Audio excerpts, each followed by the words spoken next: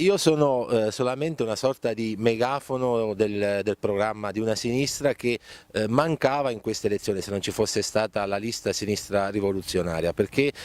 nessuno poteva arrogarsi la parola sinistra se aveva contribuito a distruggerla, come avevano fatto i compagni di Liberi e Uguali col bombardatore del Kosovo D'Alema o col privatizzatore Bersani, o chi aveva partecipato nei governi di centrosinistra ai processi di privatizzazione e precarizzazione del lavoro. Quindi noi siamo davvero l'unica sinistra, perché è l'unico messaggio a sinistra che può esservi è quello di essere rivoluzionari, ossia quello di porre il programma di dare e consegnare il potere ai lavoratori, perché i lavoratori producono la ricchezza di questo paese e a loro che va consegnato il governo di questo paese. Bisogna sbugiardare tutta la propaganda che le tre destre, quella di Salvini, quella di Renzi, quella di Grillo, stanno mettendo in campo, ossia bisogna trovare i soldi, le risorse per fare quello che si dice, e noi abbiamo anche qui un approccio rivoluzionario. Noi cancelleremo il debito pubblico, la restituzione del debito pubblico, 50, 60, 70 miliardi che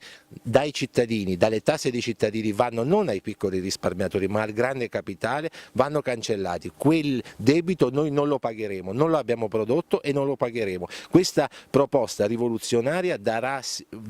gli investimenti, darà i soldi per fare quello che noi diciamo come programma, ossia una politica di investimenti, una politica che permetterà davvero il rilancio del settore pubblico e dell'occupazione. L'invito è naturalmente quello di votare questo simbolo, che è quello di sinistra rivoluzionaria. Parlare di rivoluzione potrebbe sembrare nostalgico, potrebbe sembrare fuori dal tempo, in realtà è l'unica ricetta possibile e necessaria per salvare l'Alta Marca, il Veneto, l'Italia, l'Europa dalla catastrofe verso cui ci sta conducendo quello che sembra essere l'unico sistema possibile. In realtà c'è un altro sistema possibile, che è la costruzione di una società socialista. In funzione di quella ci muoviamo, ci stiamo muovendo, e quella rappresenterà il futuro verso il quale condurremo le future generazioni.